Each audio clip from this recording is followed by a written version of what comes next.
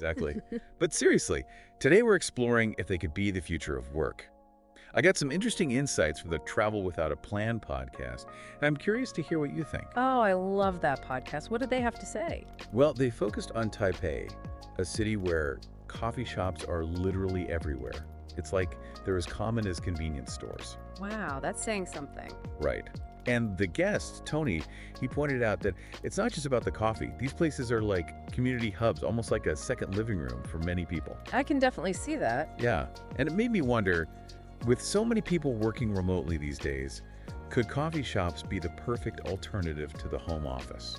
That's an interesting thought. On the one hand, you have the social aspect, that buzz of activity, which some people find stimulating.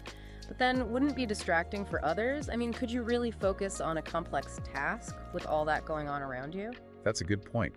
I've definitely experienced both sides of that. Yeah. Sometimes I find that ambient noise helps me concentrate, kind of like a white noise machine. Yeah. But other times, I need absolute silence to focus. Exactly. It's so subjective. There's actually been research on this, and it turns out that a moderate level of ambient noise can actually boost creativity and focus for some people. Really? So it's not just me imagining things? No, not at all. It's like our brains are wired to be somewhat stimulated by our surroundings. That's fascinating. It is. And it kind of ties into this whole debate about remote work versus returning to the office. Remember how everyone was all about working from home during the pandemic? Oh, absolutely. It was the new normal for a while there. Right. And now companies like Amazon are pushing for people to come back to the office, citing concerns about declining connection and productivity among employees. It's like we're trying to find that sweet spot between flexibility and collaboration. It's almost like a pendulum swinging back and forth. Exactly. And I wonder if coffee shops could be that middle ground. You get the autonomy and flexibility of remote work, but with the added bonus of social interaction.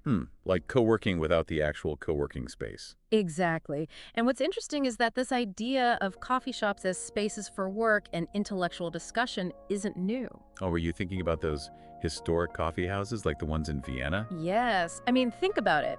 Centuries ago, those coffee houses were like the social media platforms of their time. They were buzzing with intellectual energy. People gathered there to debate ideas, share news, and even spark revolutions. Wow, that's amazing. So we've come full circle in a way.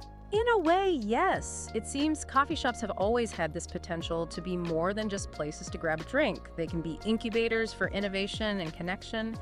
They really were hubs of cultural and intellectual life back then. They even had newspapers available for people to read and discuss. Oh, like a proto-internet. Exactly. And it makes you wonder if maybe today's coffee shops are just picking up where they left off. Like history doesn't repeat, but it rhymes. Yeah. But instead of debating philosophy, we're catching up on emails. Or brainstorming the next big idea. Right. And some coffee shops are definitely leaning into that trend.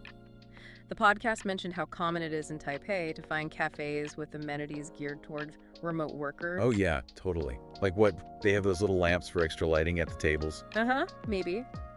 But I was thinking more along the lines of free Wi-Fi, comfy seating, maybe even some meeting rooms. Oh, for sure. All the essentials. Yeah, And that makes sense from a business perspective, too. They're catering to a growing market. it's a win-win. But do you think this whole coffee shop as a workspace thing, is it just a fad? Or could it actually be a sign of things to come? Like, is this the future of work? That's the big question, isn't it? I mean, it definitely reflects a broader desire for more flexibility and autonomy in how we work. Right. It's not your parents' 9 to 5 anymore. Exactly.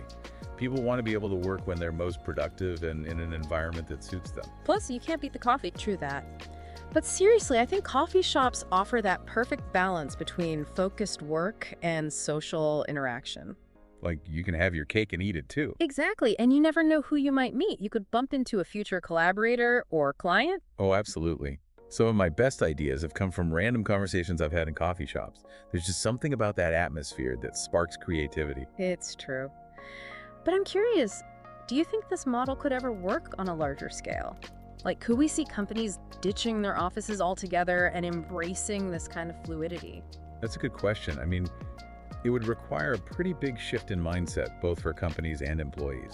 Absolutely. It's not just about changing where we work, but how we think about work itself. It's like going to work takes on a whole new meaning, right? Totally. It's not about being chained to a desk anymore. It's about finding that flow, that headspace where you do your best work. Exactly. And who knows, maybe coffee shops are just the beginning.